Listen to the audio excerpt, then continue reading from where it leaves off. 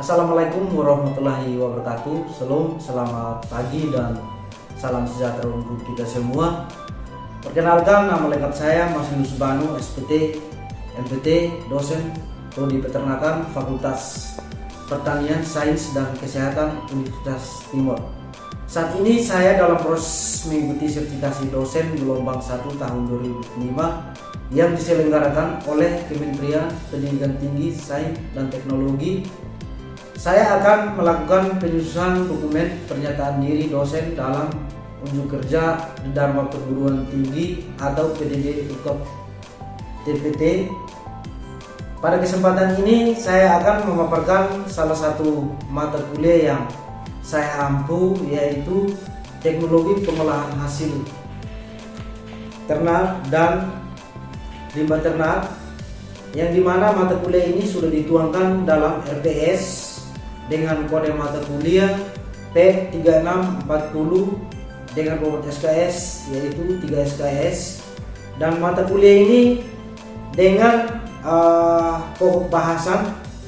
Yang pertama adalah konsep penanganan hasil ikutan ternak, yang kedua proses penyamakan kulit, yang ketiga sifat fisik, kimia kulit serta kerusakan kulit, yang keempat pemanfaatan dan pengolahan darah, yang kelima pengantar limbah ternak, yang keenam manajemen pengolahan limbah ternak, yang ketujuh pemanfaatan limbah dan karakteristik limbah, yang ke-10 penanganan limbah ternak sebagai organik padat dan cair. Pada mata kuliah ini juga sudah ada CPMK-nya, di mana CPMK-nya ada 7, yaitu yang pertama mahasiswa mampu menjelaskan dan memahami pengertian hasil ikutan dan limbah ternak. CPMK yang kedua, mahasiswa mampu menjelaskan konsep penanganan hasil ikutan ternak. CPMK yang ketiga, mahasiswa mampu memahami dan menjelaskan proses penyamakan kulit dan teknologi pengawetan kulit. CPMK yang keempat, mahasiswa mampu memahami dan menjelaskan sifat fisik dan kimia kulit serta kerusakan kulit. CPMK kelima, mahasiswa mampu menjelaskan pemanfaatan pengolahan darah. CPMK 6, mahasiswa mampu menjelaskan manajemen dan pengelolaan limbah padat dan cair. CPMK 7, mahasiswa mampu menjelaskan pemanfaatan limbah dan penanganan limbah sebagai pupuk organik padat dan cair. Mata kuliah ini terdapat 16 pertemuan, terdiri dari 14 materi pertemuan untuk materi dan 2 pertemuan untuk UTS dan UAS. Dan mata kuliah ini didukung oleh referensi, baik referensi saya sendiri dari jurnal yang saya melakukan penelitian dan referensi dari buku-buku yang terkait dengan pengolahan hasil ikutan dan limbah ternak. Dan mata kuliah ini dalam proses media pembelajaran, media yang disiapkan yaitu perangkat lunak, yaitu PowerPoint, dan perangkat keras yaitu flash disk dan LCD. Pada kesempatan ini saya mengajak kita semua untuk langsung mengikuti video pembelajaran yang akan dilakukan di kelas. Terima kasih. Oke, selamat sore untuk kita semua. Jadi baik, untuk pertemuan kita hari ini, yaitu pertemuan ketiga, itu kita membahas terkait dengan pemanfaatan limbah organik ternak sebagai pupuk organik padat dan cair. Jadi pertemuan kita ketiga ini kita khusus membahas terkait dengan pemanfaatan limbah organik, baik dalam bentuk padat maupun dalam bentuk cair, itu sebagai bahan pupuk organik. Nah, ini adalah pendahuluannya, di mana kita ketahui bahwa semakin berkembangnya suatu usaha peternakan, tentu limbah yang dihasilkan itu semakin meningkat. Nah, di mana dalam skala usaha peternakan, apabila skalanya besar, pasti volume limbah yang dihasilkan dalam bentuk padat maupun dalam bentuk cair itu pasti volumenya dalam jumlah yang besar. Nah, apabila dalam volume limbah ini tidak dikelola dengan baik, tentu dapat menyebabkan pencemaran terhadap lingkungan ternak dan peternak. Sehingga perlu dilakukan suatu penanganan lanjutan untuk dapat dijadikan sebagai pupuk organik dalam bentuk padat maupun dalam bentuk cair, sehingga kemudian limbah yang dihasilkan itu tidak dapat mencemari lingkungan ternak dan peternaknya sendiri. Yang teman-teman ketahui terkait dengan proses pencemaran terhadap lingkungan itu berupa apa-apa saja? Air, udara, dan tanah. Itu adalah proses pencemaran limbah terhadap suatu lingkungan apabila tidak dikelola dengan baik. Nah, sedangkan kepada ternaknya tergantung dari jenis tipe usaha ternak yang diusahakan. Kalau misalkan dalam skala usaha, misalkan sasarannya kepada ternak sapi, babi, atau ayam, apabila limbahnya tidak ditangani dengan secara baik, maka akan mencemari atau mengganggu ternaknya tersendiri, sehingga kemudian dapat menyebabkan penyakit. Nah, sama juga kepada peternaknya, orang yang bertugas dalam melakukan pemeliharaan atau usaha terhadap ternaknya. Nah, di mana limbah ini dalam suatu proses usaha peternakan tidak dikelola dengan baik, maka pasti akan mengganggu kesehatan peternaknya, yang kemudian dapat menyebabkan penyakit. Nah, ini adalah bagian pengantar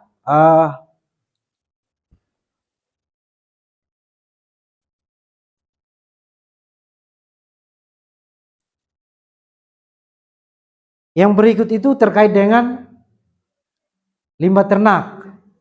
Nah, limbah ternak ini seperti yang teman-teman ketahui bahwa limbah ternak ini merupakan suatu sisa buangan dari suatu kegiatan usaha peternakan, seperti usaha pemeliharaan ternak dan rumah potong hewan.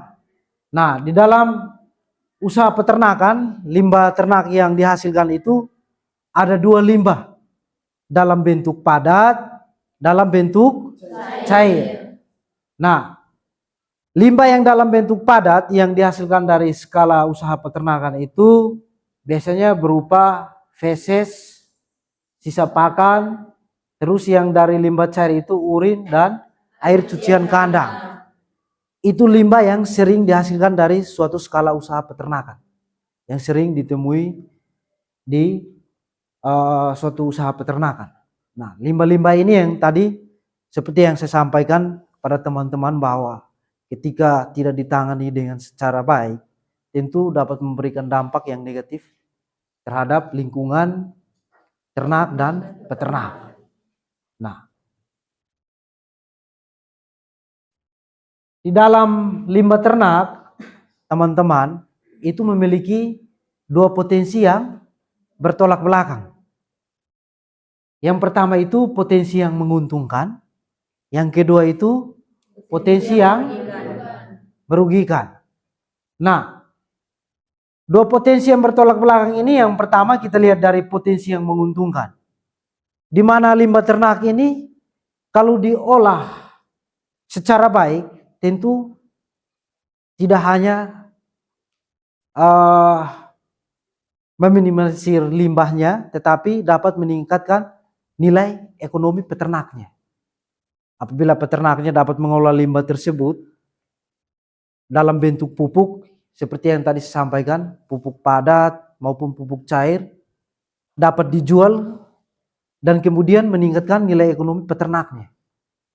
Selain meningkatkan nilai ekonomi peternak, dapat menekan pencemaran terhadap lingkungan.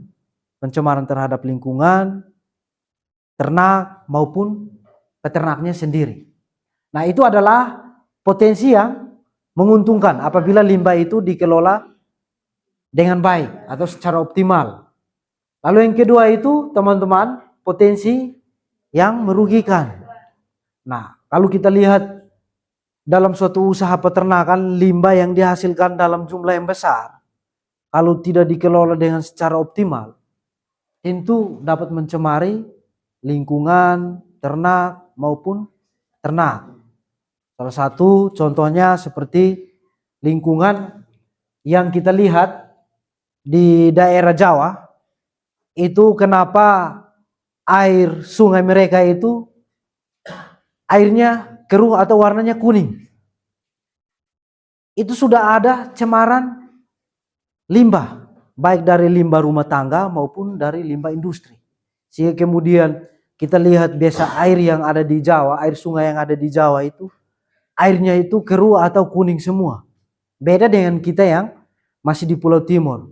Airnya itu sebagian itu belum terkontaminasi oleh limbah, baik dalam limbah rumah tangga, industri atau maupun peternakan. Nah, itu potensi yang merugikan apabila limbah tersebut tidak ditangani dengan secara baik atau secara optimal. Nah, itu adalah dua potensi yang bertolak belakang terkait dengan limbah ternak. Nah,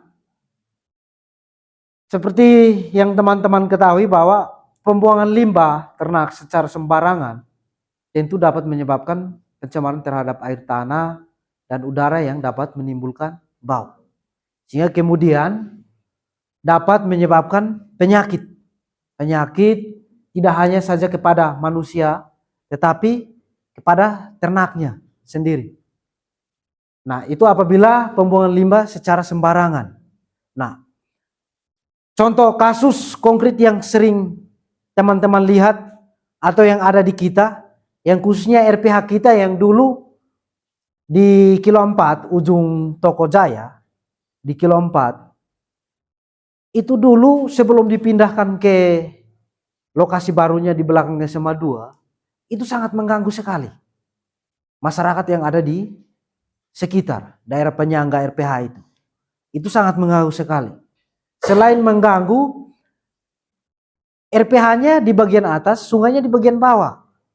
Nah, otomatis dari hasil sisa buangan limbahnya itu akan dibuang ke sungai, lalu kemudian akan mencemari air, tidak hanya mencemari air dan lingkungan, tapi biota yang ada dalam air itu. Nah, itu masalah apabila dalam proses suatu penanganan, suatu usaha peternakan, baik skala kecil maupun skala besar, limbahnya tidak dimanfaatkan secara optimal, dibuang begitu saja, tentu akan memberikan dampak yang sangat negatif terhadap masyarakat, terus lingkungan maupun ternak maupun biota airnya. Nah, itu masalah yang sering ditemui. Nah, dari permasalahan ini tentu hal ini akan berdampak pada penurunan kualitas lingkungan, kualitas hidup peternak dan ternaknya, serta dapat memicu konflik sosial. Nah, konflik sosial ini kita di Pulau Timur ini belum banyak kita temui. Tetapi kalau di daerah Jawa, banyak masalah konflik sosial terkait dengan limbah ini. Ada yang sampai baku bunuh karena limbah dari hasil usahanya tidak ditangani dengan secara optimal. Kemudian dapat mencemari lingkungan maupun masyarakat yang ada di daerah penyangga, sehingga kemudian dapat memicu konflik sosial. Nah, ini yang sering terjadi persoalan, masalah di masyarakat. Nah, dari persoalan ini tentu solusinya adalah penanganan limbah ternak sebagai pupuk organik padat dan pupuk organik cair. Nah, ini yang bisa dapat menangani antara masalah-masalah ini. Dapat dijadikan masalah-masalah ini sebagai dalam bentuk pupuk organik padat maupun pupuk organik cair. Nah, teman-teman, ini adalah pupuk organik padat yang kita ketahui bahwa pupuk organik padat itu adalah pupuk yang berbahan dasar materialnya berbentuk padat, yang seluruhnya terdiri dari bahan organik yang telah melalui sebuah proses rekayasa. Nah, kenapa harus melalui sebuah proses rekayasa, teman-teman? Karena kalau dalam pupuk organik ini tidak melalui suatu proses rekayasa, tentu apabila kita berikan kepada tanaman, itu akan membunuh tanaman. Membunuh tanaman, selain membunuh tanaman, kandungan unsur hara yang ada dalamnya itu tidak sesuai dengan standar SNI. Nah, itu yang perlu kita lakukan suatu proses rekayasa yang kemudian di mana menghilangkan sifat panasnya, terus menghilangkan bakteri patogennya, terus meningkatkan kandungan unsur haranya. Nah, salah satu contoh konkret yang teman-teman lihat di lapangan ketika ternaknya, begitu dia membuang fesesnya, pasti otomatis tanaman yang ada di sekitar atau rumput yang ada di sekitar pasti mati. Karena itu masih ada sifat panasnya. Selain ada sifat panasnya, masih ada bakteri patogen yang sifatnya membunuh tanaman. Sehingga perlu melalui suatu proses rekayasa, yaitu dalam proses fermentasi untuk meningkatkan kualitas pupuk tersebut. Nah, dalam pupuk organik padat ini biasanya direkayasa dalam bentuk pupuk bokasi, ada vermikompos, ada banyak berbagai jenis pupuk padat yang dijadikan sebagai bahan pupuk organik padat. Itu yang sering kita temui di lapangan. Nah, manfaat dari pupuk organik padat ini adalah yang pertama, memperbaiki struktur tanah. Memperbaiki struktur tanah. Yang kedua itu meningkatkan kandungan unsur hara dalam tanah. Yang ketiga itu meningkatkan kualitas dan kuantitas hasil tanaman. Dan yang terakhir itu meningkatkan kualitas lahan secara berkelanjutan. Nah, itu adalah manfaat dari pupuk organik padat. Jadi, manfaat dari pupuk organik padat itu adalah untuk meningkatkan kualitas tanah dan kualitas tanaman. Nah, itu adalah bagian dari manfaat pupuk organik padat. Nah, yang berikut itu adalah pupuk organik cair. Nah, pupuk organik cair ini merupakan pupuk yang berasal dari berbagai jenis tanaman, buah-buahan, urin, dan air cucian kandang yang diproses dengan sistem fermentasi. Nah, sama juga seperti yang tadi pupuk organik padat. Itu kita harus melakukannya melalui sebuah proses dengan yaitu sistem fermentasi. Itu untuk meningkatkan kualitasnya, dalam hal ini kualitas unsur haranya. Terus menghilangkan bakteri patogen yang sifatnya membunuh. Nah, terus manfaat dari pupuk organik cair ini adalah mampu meningkatkan pertumbuhan tanaman dan kesuburan tanah. Terus meningkatkan kualitas dan kuantitas tanaman. Nah, teman-teman, salah satu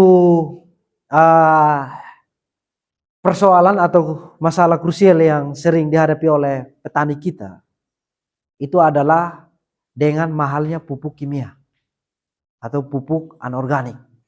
Selain mahal, terus keterbatasan stoknya. Itu yang menjadi persoalan. Lalu kemudian petani kita mengharapkan untuk setiap tahun itu produktivitas tanaman pertanian mereka itu selalu meningkat.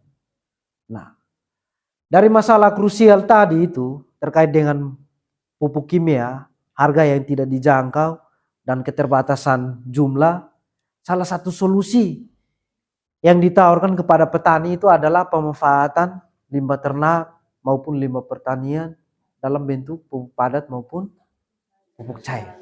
Ini adalah salah satu solusi yang harus dilakukan oleh para petani kita atau masyarakat kita guna dalam mengatasi krisis pupuk kimia dan keterbatasan pupuk kimia. Nah, sampai di sini ada yang mau bertanya? Oke, silahkan. Terima kasih atas waktu dan kesempatan yang diberikan kepada saya. Ini saya akan bertanya tentang unsur hara apa saja yang terkandung dalam pupuk organik. Oke, baik, terima kasih. Pertanyaannya bagus sekali. Tepuk tangan dulu. Oke, unsur hara apa saja yang terkandung dalam pupuk organik, baik dalam bentuk padat maupun dalam bentuk cair.